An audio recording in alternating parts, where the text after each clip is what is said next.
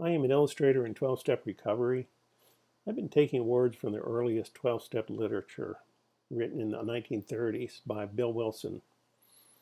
He wrote the 12 steps, and later, about 12 years later, he wrote a book called The 12 Steps and 12 Traditions, which introduced some new concepts called the traditions. And even though it was 12 years later, he was the main writer and definitely had other help, but I'm going to assume his vocabulary had not changed much in the intervening 12 years.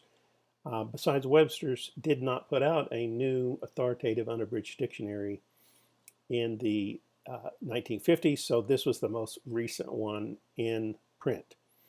Now, the 12th tradition says anonymity is a spiritual foundation of all our traditions, ever reminding us to place principles before personalities. I'd like to talk a little bit more about that, but the key to this step seemed to be the word anonymity. So I looked it up in the Webster's dictionary. It's a noun meaning quality or state of bearing or giving no name. Okay, that seems pretty straightforward. It just means it's a situation or circumstance where no name will be given. When I turn to the idea of illustrating the word, I was trying to cast my mind about for ideas that would demonstrate something that is anonymous without it being secret. You know, secret always implies something a little wrong is being done. You know, you don't want people to know what you're doing because you're doing something wrong, and that's not at all this. We're reassured in the tradition that anonymity is a spiritual foundation of all the traditions.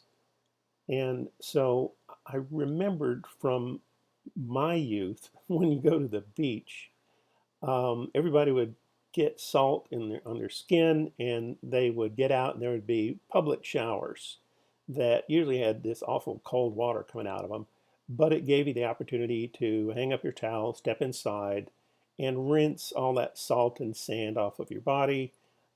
Everybody did it. It didn't belong to you. It was just available if you needed it.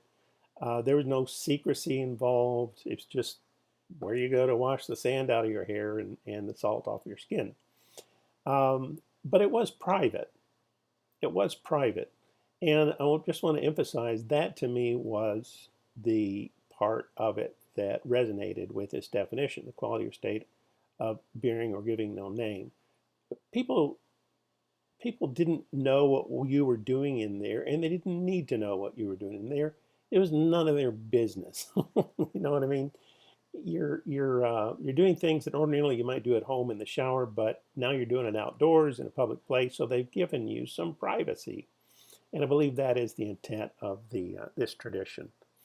Now, the last little phrase I think is, the more I've experienced recovery, and I've been in the program for more than a decade, the principle says, the tradition says, this principle, this tradition, ever reminds us to place principles before personalities.